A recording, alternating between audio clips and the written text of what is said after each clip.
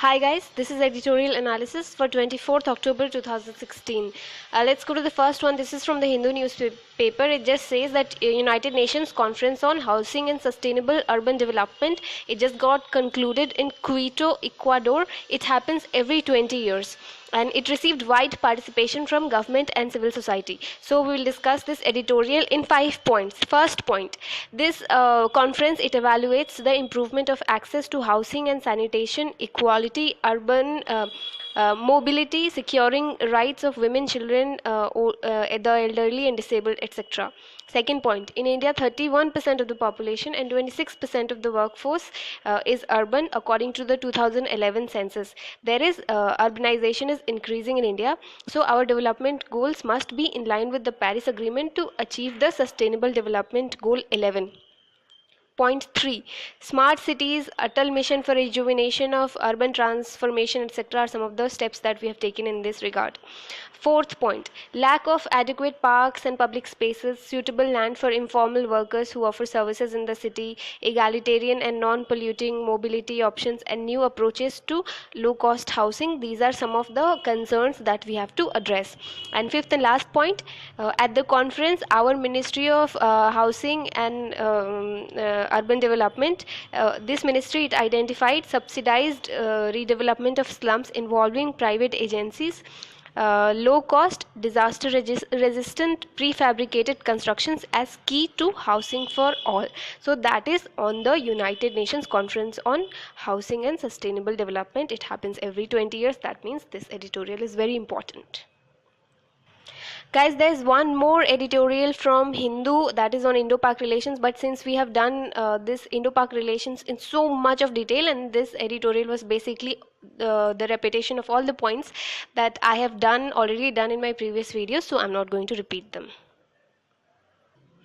Let's go to the second editorial. This is from the Indian Express. Very, very important editorial. It gives out a lot of substantial points in defense of our Uri attacks. It basically says that there was a strong approval worldwide for our surgical attacks in POK. We'll discuss this article in 3 points.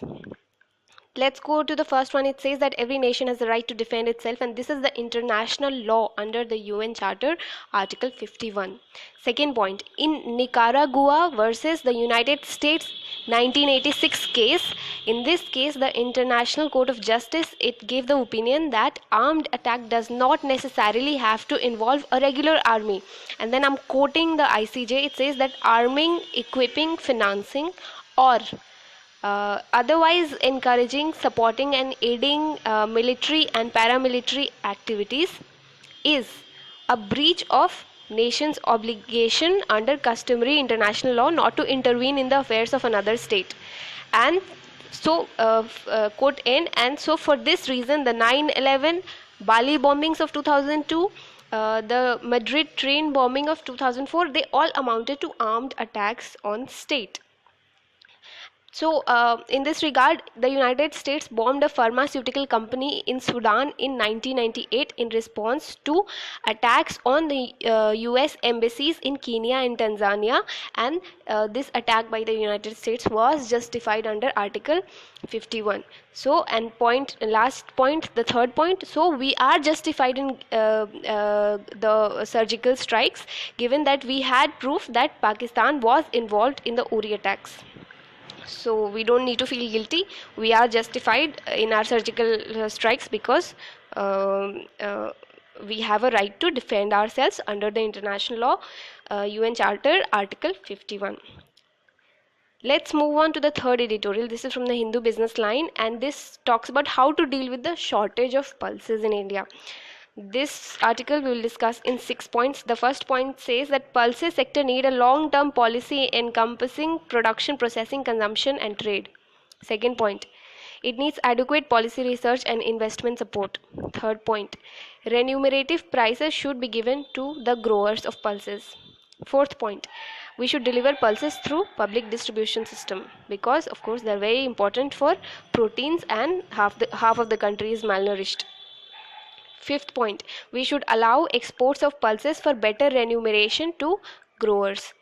Of course, when they will grow more, when they're getting more prices, they'll grow more, and that will also increase the supply of pulses in the market, in Indian market also.